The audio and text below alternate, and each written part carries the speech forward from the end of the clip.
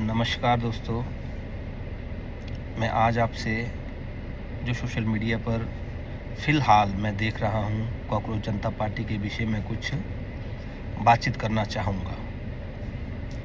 मुझे आज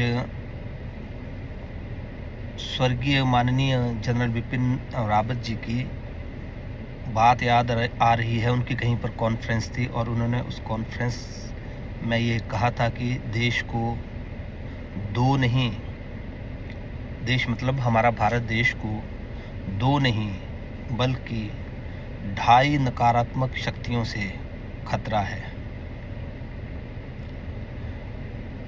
एक पाकिस्तान, एक चाइना और बची हुई आधी जो देश के ही अंदर देश का ही खाकर देश को खोखला करने की साजिश रच रहे हैं। उन्होंने ये भी कहा था कि दो को तो हम बड़ी आसानी से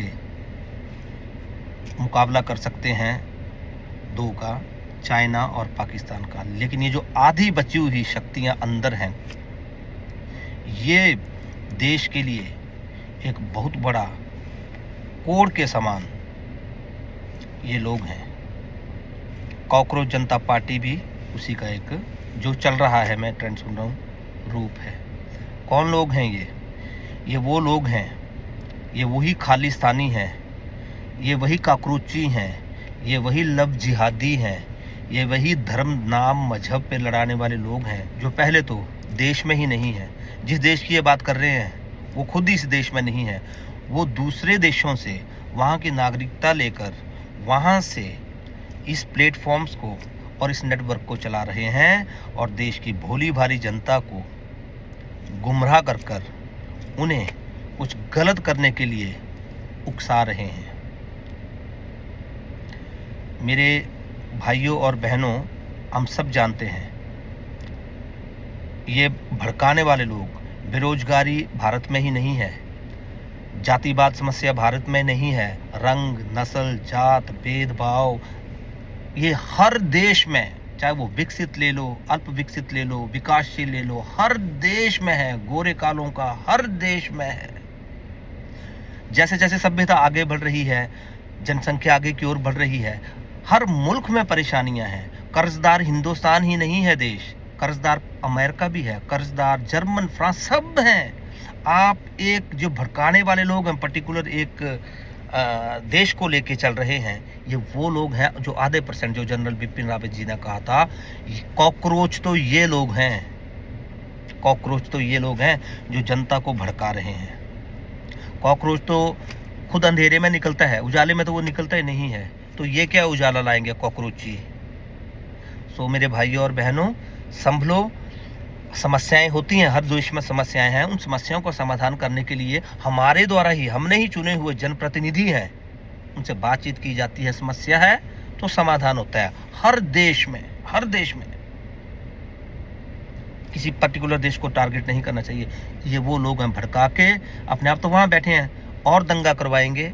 दंगा करवा कर, एक तो पहले ही युवा कई चीज़ों से रिलेटेड परेशानी में चल रहा है, वो हम समझ सकते हैं।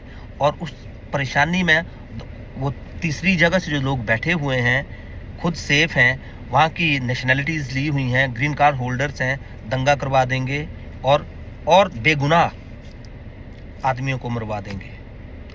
और वॉर एक ऐसी चीज़ है, या दंगा फसाद एक ऐसी चीज़ है जो देश को कभी भी तरक्की की ओर नहीं ले जा सकता, बल्कि 10, 20, 30 साल और पीछे ले जाता है। उदाहरण आपके सामने ही है, चाहे वो नेपाल ले लो, चाहे वो बांग्लादेश ले लो, चाहे वो श्रीलंका ले लो, चाहे अभी जो वार लगे हैं, ईरान देखो कहाँ पहुँच गया, अमेरिका ही देखो कितना कर्जदार इस वॉर के कारण हो गया।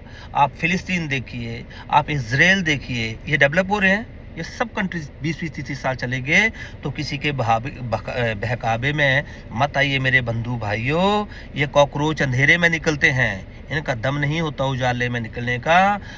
और किसी की बात, किसी की सोशल मीडिया, कोई भी नेटवर्किंग जो दूसरे देश, तीसरे देश से चलता है, कभी भी उसको तुरंत बिना सोचे समझे स्वीकार करके उस पर कोई भी एक्शन इमीडिएट मत लीजिए, जिससे कि आपको और आने वाले हमारी जो अगली जनरेशन है, अब हमारे देश को कोई नुकसान हो। मेरी यही आपसे अपील है।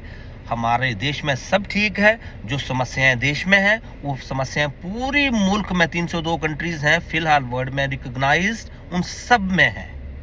सो मेहरबानी कीजिए, अपने आप को किसी भी तुच्छ प्रलोभन में आकर कुछ आप गलत कार्य मत कर बैठना।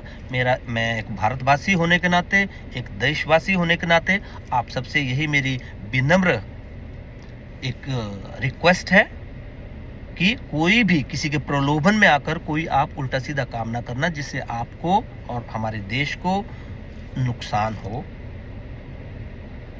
आपको मेरा ये वीडियो अच्छा लगा हो तो उसे लाइक और शेयर ज़रूर करें। धन्यवाद। जनहित में जारी। Thank you.